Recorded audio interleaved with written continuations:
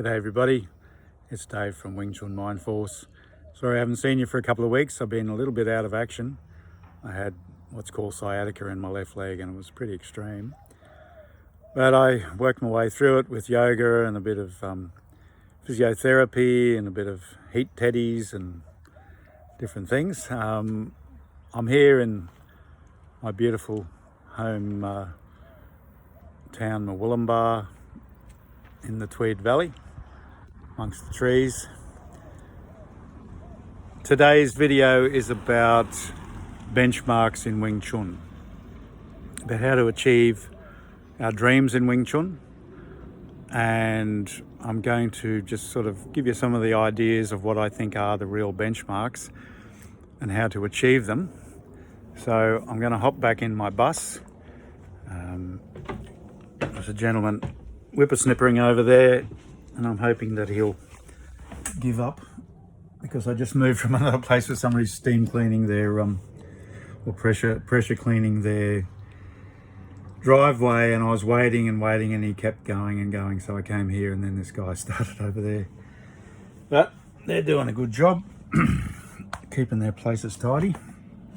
And so the primary idea I've got is that in all art forms, doesn't matter what it is, anything worth doing that can achieve incredible results, you've got to aim high and you've got to know what your aim is, where you want to get to. And when I was an artist, well, I still am an artist, but when I was training to be an artist, obvious benchmarks were the great masters of the past, people I admired, including comic book artists and fantasy artists like Frank Frazetta and Boris Vallejo. And as a musician, I've always aspired to fantastic drummers, both in the Scottish scene and also rock drummers.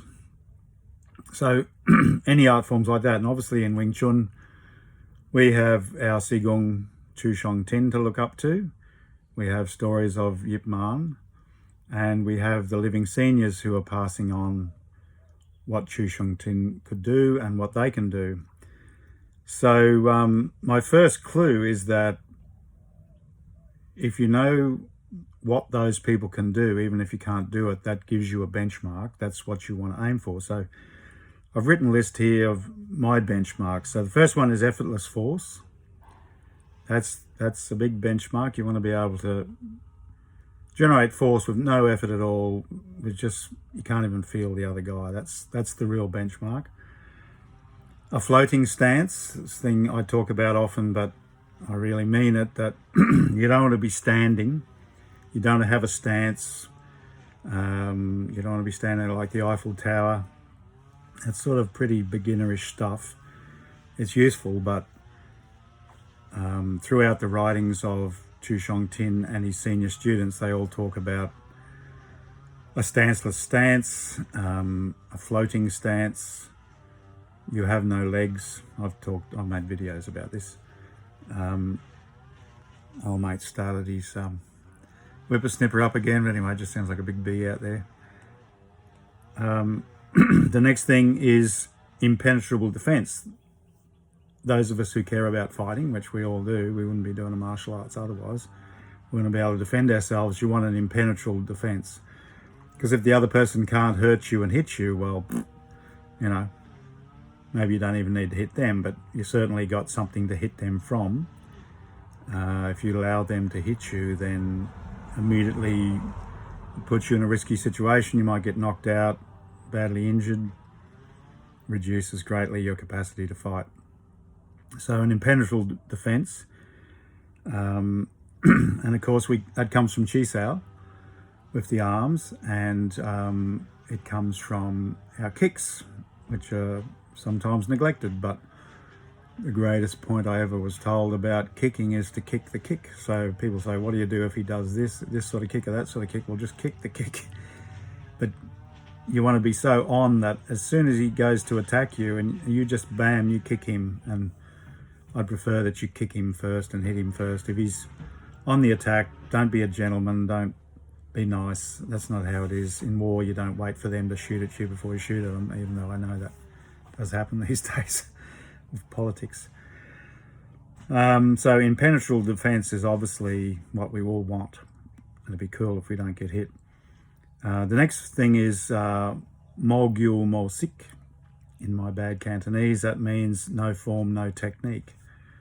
That's the highest level of Wing Chun, where it doesn't matter what you do, it's incredibly powerful. And these other things are sort of part of that.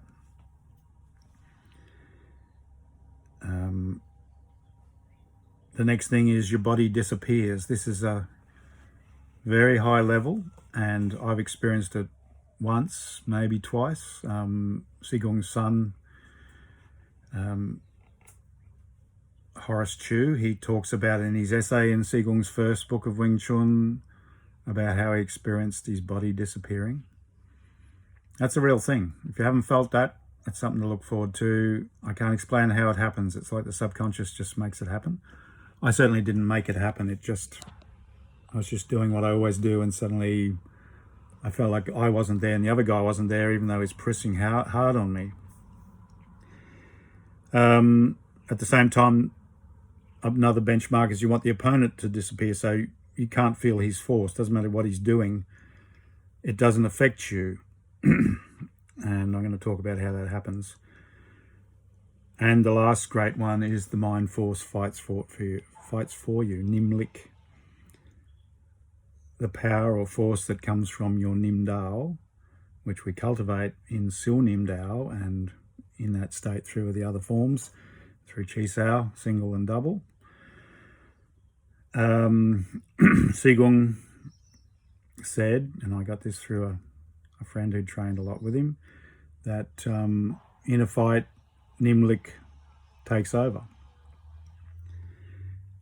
Because people worry about, what do I do? And a lot of fighting styles, they say, well, when he does this, you step here, do a half turn, strike here, do this, do that. And me, I'm a little bit, I don't know, I'm really good at some things and bad at other things, and I can't remember all these combinations very easily. And I've been in lots of real fights, and I don't know, it just happened pretty quick. I don't know how you can actually think it through. I really don't think you can consciously think it through. So you want something to take over. So let's get into what I think is the major keys. The first one is always going in to allow a real force to come out. Now, this to me is the basis of Chi Sao, and it's the basis of all form testing. Some people will think out. They'll sort of have a forward force where they feel like they're pushing out or everything's flowing out. My own experience that I've tested and I like and I stick with it, has been confirmed to me by some senior guys that they agree, is that you want to come in to go out. So if you want forward force, cultivate backward force, like disappear. It's basically getting your conscious mind out of your arms and your body and getting their force, their weight, whatever they're putting on you, taking it in, flowing it in, not trying to fight back against it, just letting it flow through your arms into your center and disappear. Yes, it's very, very interesting and very real. So I'll talk more about this. I have talked about it a bit in a Chi Sao video a while ago, and I have probably talked about it in other times, but going in, emptying, becoming soft, becoming weak, that's the secret of Wing Chun. It's yin and yang. The more you go in, the more comes out. And somebody once said to me, oh, you know, as soon as I take my arms away, shouldn't you strike through? And I said, well, that's how we were taught in the start, but really what you're doing is pressing mostly. Somebody can really focus their mind, boom, but you've got to have the feeling that it's not you, it's more you can feel this force coming out of you, and when somebody makes a gap, you don't really think, you know, it hits all by itself. You want that striking through should happen unconsciously, really. And that's why it's sometimes good to roll with people who are really bad at it but use lots of physical force, because then you can really test that out. Always going back from the conscious mind to the subconscious mind, the Nim Dao. You want to practice that consciously as much as you can. You need to find out first the difference between them. If you can't tell the difference between your conscious and subconscious, then you've got to work on that. If you've had some experience in some art form or a bit of experience in Wing Chun, come back and stay. I just basically physically, mentally, proprioceptively hang back there, and it does the job. I don't go out into my arms. I just stay back there, whatever I'm doing. And when I'm practicing the forms, I'm mentally staying back there, and, you know, in the spine, of course. Really, the spine is part of the brain. Same tissue. So always meditating and practicing emptiness. And this is something that I talk about a lot, is that your training in Wing Chun is not when you go to the Kwun or when you're with your Sifu. That's very valuable, but you should be training. You can't train 24/7, but maybe you are training in your sleep. But thinking about Wing Chun, your state, the way you move, all that sort of stuff, you can do that every waking hour. And I do. I just think about it all the time. Meditate on it. So that's an important thing.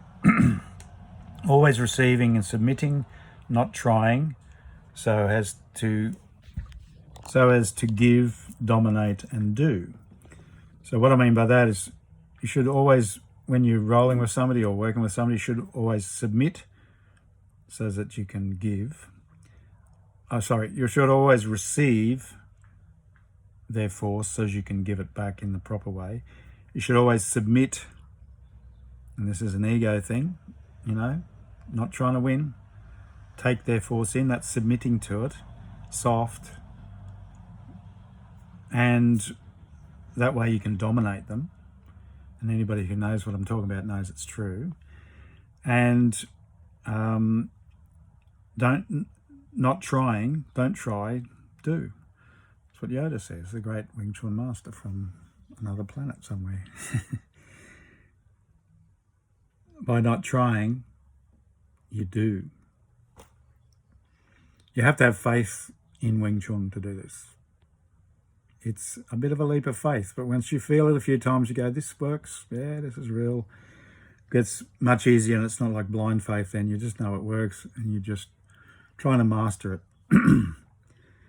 Use no force, and the force will be with you. Well, this is another very powerful idea. It's what Feng Sung means. When you use no force, and you practice to be super soft and not try at all, then the force grows. So Wing Chun, it's a yin art. You've got to go soft to become hard. Yeah, I don't want to get into the sexy metaphor, but there is a sort of thing for males, you'll understand what I'm talking about, where you can try too hard and you're not hard, and then you can relax, and then things harden up. And that's one reason to find somebody, a partner that you really love and is your friend, because then you're relaxed, you're not trying to impress them. Anyway, I won't go further down that road. Learn to trust your subconscious mind, your instinct, the zone, intuition, and creativity. These are the things that the subconscious mind's about. So if you're thinking, how do I get into this subconscious mind, Dave? How do I get into the Nim Dao?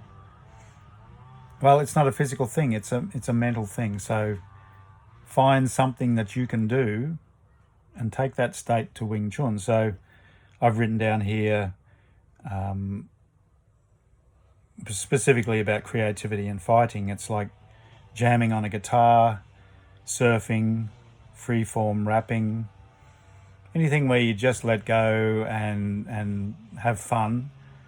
You learn that the subconscious mind's better. Like when I used to surf heaps, when I tried to surf well, I didn't tend to surf well, but when I just relaxed, I was having fun, Some days I was just naturally in that state, I would rip because I wasn't trying to surf well, and then I'd just surf well. And it often felt like I was in a dream, and that's sort of pretty much what it is.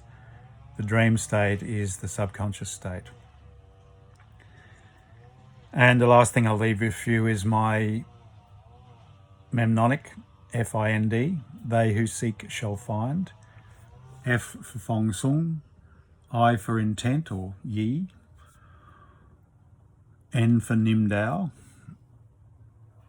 D for dance, like surfing, like dancing, like jamming on a guitar, like freeform, chi sao. Play. Stop trying so hard, stop trying to be good, stop trying to be the man, stop trying to dominate others, and you'll find that you'll dominate them. You'll get good at it, but of course you won't want to. You know, you go easy on people. I'll just leave you one little story. When it was about 10 years ago, I wasn't as good at this as I am now, but there was a nice young fella from Europe who was extremely strong and fit, and he thought his Wing Chun was terrific. And he decided pretty early, this was when I was a bit overweight, that I was just a feeble old man, and I was trying to work on my ego, so I held back from him all the time. I didn't really show him what I could do, and he used to mock me and laugh at me, and I just sort of think, put up with it, Dave, just, you know, use this as a tool, get rid of your ego. And then one night we were doing hook kicks with pads, and he said something quite cruel to me, and I thought, okay, buddy, I'll just give you a taste of what I can do. So he did the kicks first, boom, boom, boom, and he was still at a stage where it was mostly muscle, making a big noise, big bang, but it wasn't really affecting me and making a lot of noise on the pad. I handed it to him and said, righto, you ready? Yeah, of course I am, he says. So I did what I've told you to do. I just was stepping. I was just swinging my leg really with no effort. Let my body turn with it, keeping the hook in pretty close. And the first kick swept him off his feet. He landed on the ground, got up, and it was like, what the hell in his eyes. And I thought, no mercy for you, mate. And as he changed from leg to leg, I just went, it was like cutting grass. And each kick he was being flung along the ground. I didn't drop him again, but by the end of it, you know, he'd gone back about 10 meters, and he was standing there looking at me like, what the hell? He says, yeah, you're pretty good. And I said, yeah, I just don't believe in showing off, mate, but I've tried to tell you things, but you didn't really want to hear. And he goes, oh, well, I want to hear now. How'd you do that? So that was a good thing. But his ego and abrasiveness helped me to somewhat a little bit get over my own ego. All right, I'll leave you at that. Thanks so much for listening as usual. Please subscribe. Please tell your friends about me. I'd really like to grow my channel. I have plans of making an online course eventually. I've got a lot of irons in the fire. I'm writing a book, which is not about Wing Chun, but it's got a lot about Wing Chun in there. I think you'll enjoy that book. That's going really well. I'm setting up a new YouTube channel called David Stewart Lovegrove. It's actually there now. It's got some of my older art videos. There's going to be a lot of really interesting stuff on there about what you could call metaphysics, the paranormal, near-death experiences, theories of life, spirituality, you know, kung fu, Zen, the way of the warrior, all the cool stuff. So I'm sure you'll enjoy that. Please keep making groovy comments. You know, the positive comments you guys give me mean more to me than you probably realize. I'm a human. Some days I'm not feeling really good about myself. Some days I'm feeling like I'm not getting anywhere, and I read your comments, positive comments, and I just go, thanks, man. You know, that keeps me going. All right. See ya. Good luck with your Wing Chun. Write to me anytime. Ask me anything.